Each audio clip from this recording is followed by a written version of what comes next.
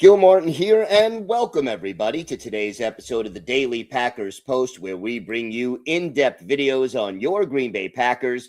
We have new episodes dropping every day, Monday through Friday, so hit the like button and subscribe so you never miss an episode. Also, visit our website at thepackerspost.com for in-depth articles on your Green Bay Packers. Today, we take a look at the Packers 2025 season awards as chosen by the editors of the Packers Post. And look, this was a disappointing season. The Packers finishing 9-7-1. That was good for second place in the NFC North. They qualified for the playoffs for the third straight year, despite having the youngest roster in the league for the third straight year.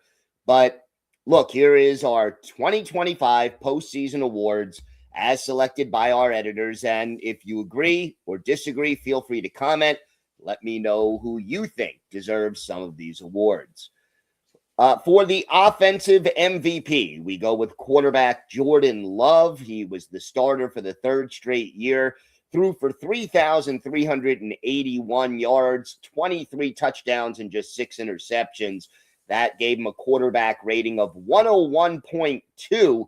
And realistically, before he suffered a concussion on a questionable hit by the Bears, he was in the conversation for league MVP. Love has a strong arm, can make all the throws in the playbook, and he's also become a leader on this team, but there are still some things that he can work on. Love has already established himself as a top 10 quarterback in this league, probably even close to top 5, and he will be the Packers' quarterback for the foreseeable future as long as he's healthy, and he does give the team a chance to win nearly every game he starts.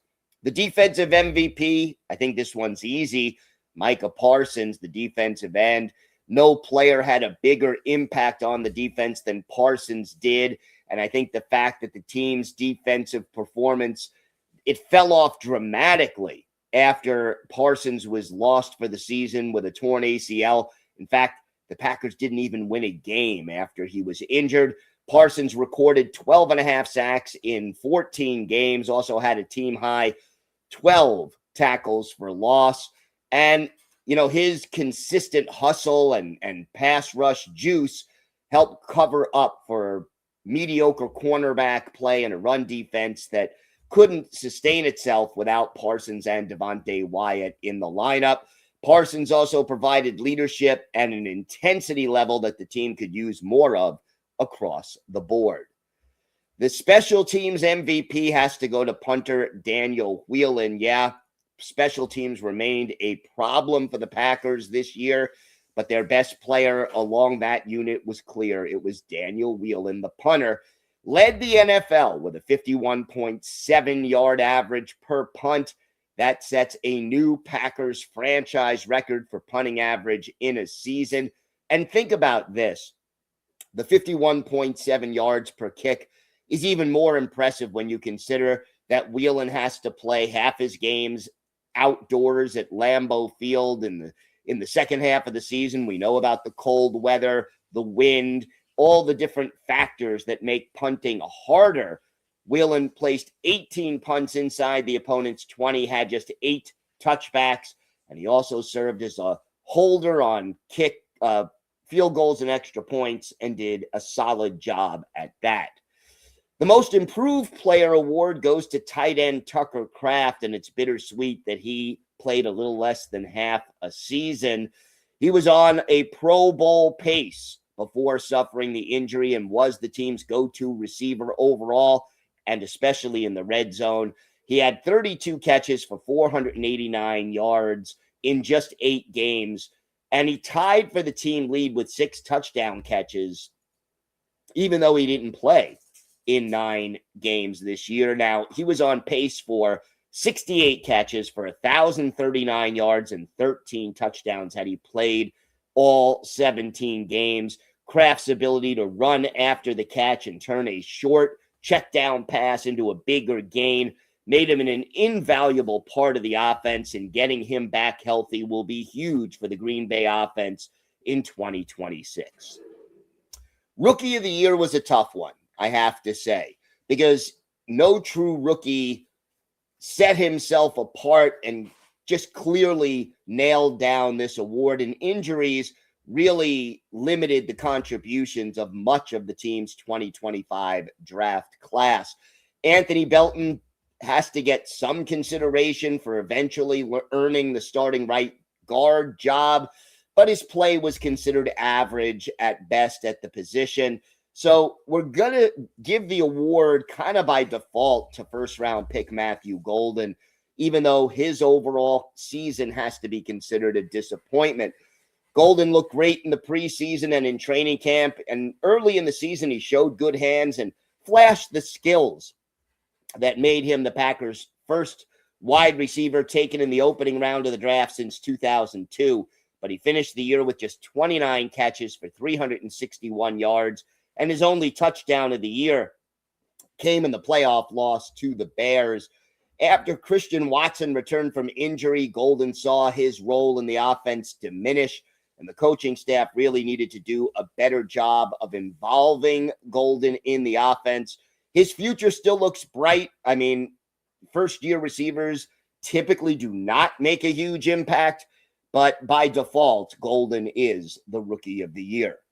The Unsung Hero Award goes to backup quarterback Malik Willis. For the second straight year, Willis stepped up and gave the team some key performances to help them win games when Jordan Love was shaken up and out of the lineup.